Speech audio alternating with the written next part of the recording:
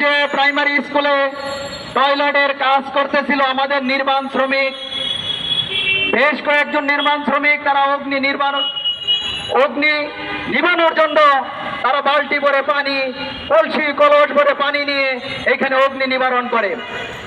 বিভিন্ন পত্রিকা এবং বিভিন্ন সংস্থার তদন্তে উঠে এসেছে এই নির্মাণ শ্রমিকরা তারা আপ্রাণ চেষ্টা করে এই অগ্নি নির্বাপন করেছে, অথচ কিছু উগ্রবাদী হিন্দু যারা এই দেশে ধর্মীয় সংঘাত তৈরি করতে চায়, ধর্ম নিয়ে ব্যবসা করতে চায়, দেশকে একটা অস্থিতিশীল অবস্থান তৈরি করতে চায়, ভারতের দাদাদের কাছে বাহবা পেতে চায়, তারা সুপরিকল্পিতভাবে নির্মাণ শ্রমিকদের উপর হামলা করে, তাদেরকে সন্দেহ করে ওই এলাকার নির্বাচিত চেয়ারম্যান, 2 জন ইউনিয়ন পরিষদের মেম্বার এবং আরো কিছু উগ্রবাদী হিন্দু তারা পরিকল্পিতভাবে শ্রমিকদের লোহার পাইপ দিয়ে পিটানো শুরু করে। সেই আঘাতেই সাথে 2 জন শ্রমিক মৃত্যু হয়। তারা শুধু পিটিয়ে ক্ষান্ত হন নয়, তাদেরকে 3-4 ঘন্টা আটকে রাখা হয়। আটকে রাখার পর পুলিশ প্রশাসন ওইখানে যাওয়ার পরে পুলিশ প্রশাসনকে তারা লাঠি সুটা ইট পাটকেল মারতে থাকে। এটা কি ধরনের অরাজকতা! আজকে কেউ যদি অন্যায় করে তার বিচার করার জন্য দেশে আইন আছে, আদালত আছে, আইন নিজের হাতে তুলে নিয়ে তাদেরকে নির্মমভাবে কেন হত্যা করা হয়? আজকে কেন শ্রমিকদের উপর বারবার এরকম আঘাত আসে?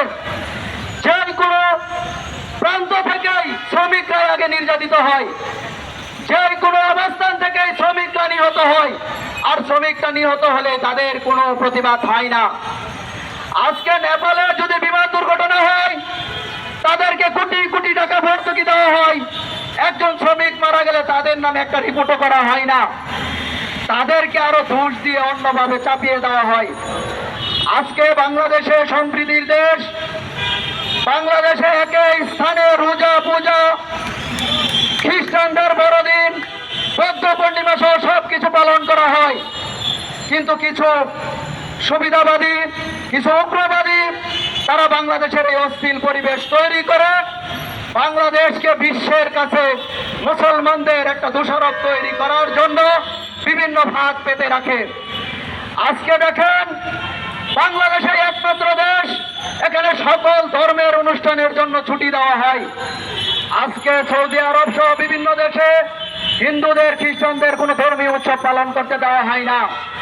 আজকে ইউরোপ আমেরিকাতে মুসলমানদের ঈদের দিনেও ডিউটি করতে হয়, তাদের কোনো বন্ধ নাই, কিন্তু একমাত্র বাংলাদেশ, এই দেশে সকল ধর্মের ছুটি এবং তাদের ধর্মীয় অনুষ্ঠান প্রচার করার সুবিধা দেওয়া হয়। আর আজকে এইখানে কেন এইভাবে ধর্মকে সামনে এনে বিভিন্ন ধরনের উচ্ছৃঙ্খলতা তৈরি করতে হয়, আর আমার শ্রমিক ভাইরা নিহত হয়। আজকে শ্রমিক ভাইরা নিহত হওয়ার এই পর্যন্ত এখন পর্যন্ত সরকারের পক্ষ থেকে কোনো গুরুত্বপূর্ণ পদক্ষেপ দেখতে পাই নাই। আমরা এই প্রেস ক্লাবের সামনে থেকে প্রতিবাদ জানাচ্ছি, প্রেস ক্লাবের সামনে থেকে আহ্বান জানাচ্ছি, আমাদের এই শ্রমিক ভাইদের হত্যার সুষ্ঠু তদন্তের মাধ্যমে বিচার করেন, সুষ্ঠু তদন্তের মাধ্যমে বিচার করে তাদের ক্ষতিপূরণ নিশ্চিত করেন। সকলে ভালো থাকবেন, ধন্যবাদ সকলকে। 2 জন মুসলিম মানুষ, এই দেশের সংখ্যাগরিষ্ঠ মুসলিম, 90% মানুষ দেশের মুসলিম, তাদের অধিকার কতটুকু সমুন্নত আছে, তাদের অধিকার কতটুকু অক্ষুণ্ণ আছে? আমরা প্রশ্ন রাখতে চাই ক্ষমতাসীন সরকার, এই অবৈধ সরকার, অনির্বাচিত গণতান্ত্রিক সরকার কাছে প্রশ্ন রাখতে চাই যে আপনারা যে মসনদে বসে আছেন, এই মসনদটা কি জনগণ আপনাদেরকে উপহার দিয়েছে? এইখানে কি আপনারা জনগণের ভোটাধিকার প্রতিষ্ঠা করে, জনগণের ভোটাধিকারের মাধ্যমে আপনারা এখানে এসেছেন, তাই জনগণের অধিকার নিয়ে আপনারা কতটুকু চিন্তিত, কতটুকু জনগণের অধিকার নিয়ে আপনারা ভাবেন? আজকে এই দেশের 90% মুসলিম মানুষের যাদের অধিকার অক্ষুণ্ণ হয়েছে, এক মার বুক খালি হয়েছে, দুই মার বুক খালি হয়েছে, দুই বাবার বুক খালি হয়েছে, তাদের বাসায় গিয়ে কয়বার খবর নিয়েছেন আপনারা? তাদের আর্তনাদের কথা শোনেন, সেই মার সেই বাবার বুকের হাহাকারটুকু একবার আপনি অনুভব করেন। আপনারা যারা মসনদে গদিতে বসে আছেন, আপনারা একবার অনুভব করার চেষ্টা করেন। আজকে কোনো বিনা অপরাধে প্রিয়াঙ্কা নামের সেই মহিলা 2017 না 18 সালে আমেরিকায় গিয়ে ডোনাল্ড ট্রাম্পের সামনে নালিশ করলো যে এই সংখ্যাগরিষ্ঠ মুসলিমদের অত্যাচারের ঠেলায় আমরা বাংলাদেশে বাঁচতে পারতেছি না, টিকতে পারতেছি না। এই ডোনাল্ড ট্রাম্প, তুমি আমাদেরকে প্রতিকারের ব্যবস্থা করো বিনা অপরাধে। আর সেই জিনিস নিয়েও গভর্নমেন্ট কোনোদিন কোনো একটা উচ্চবাচ্য একটা টু শব্দ করলো না। তাহলে আমরা প্রশ্ন রাখতে চাই যে হিন্দুরা তাদের প্রতি কোনো অবিচার না করার পরেও অভিযোগ করে, আপনারা তখনও চুপ থাকেন। আজকে মুসলিমদেরকে একটা অপরাধ তারা করে নাই, সেই অপরাধের বোঝা তাদের উপরে অন্যায়ভাবে চাপিয়ে দিয়ে আবার তাদেরকে পিটিয়ে হত্যা করা হয়েছে, তার বিরুদ্ধে আপনারা কেউ কোনো কথা বলছেন না। আমরা আপনাদের উদ্বিগ্নতা দেখে আমরা হাসি, আমাদের হাসি পায়, আমাদের লজ্জা পায় যে আপনারা কেমন অভিভাবক, এটা নিয়ে কেউ কোনো মন্তব্য করছে না। আজকে শ্রমিক অধিকারের পক্ষ থেকে, আমি বাংলাদেশ পেশাজীবী অধিকার পরিষদের পক্ষ থেকে, গণ অধিকার পরিষদের পক্ষ থেকে বলতে চাই যে এর সুষ্ঠু বিহিত হওয়া দরকার। কারা এই ঘটনার পিছনে জড়িত, এর সুষ্ঠু তদন্ত হোক এবং তাদেরকে দৃষ্টান্তমূলক শাস্তির ব্যবস্থা করা হোক।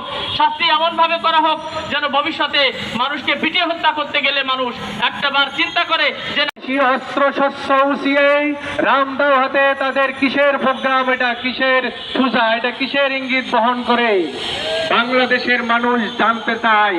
হিন্দুত্ববাদী সরকারকে আমরা বলতে চাই, তো এই দেশ মুসলমানদের দেশ, হিন্দুদেরও দেশ, সবার দেশ, কিন্তু সংখ্যাগরিষ্ঠ 95% মুসলমানের দেশে এইভাবে বিনা বিচারে মুসলমানদেরকে হত্যা করে আমরা কখনো সহ্য করব না। তাই এই সরকারকে বলে দিতে চাই, তোমরা এইভাবে আর দেশ চালাতে পারবে না, তোমরা এইভাবে আর দেশ চালাতে পারবে না। এই দেশে শ্রমিকদের জন্য আলাদা কল্যাণ রাষ্ট্র, শ্রমিক বান্ধব রাষ্ট্র গঠন করতে হবে। এই শ্রমিকদের পাশে আমরা থাকবো ইনশাল্লাহ।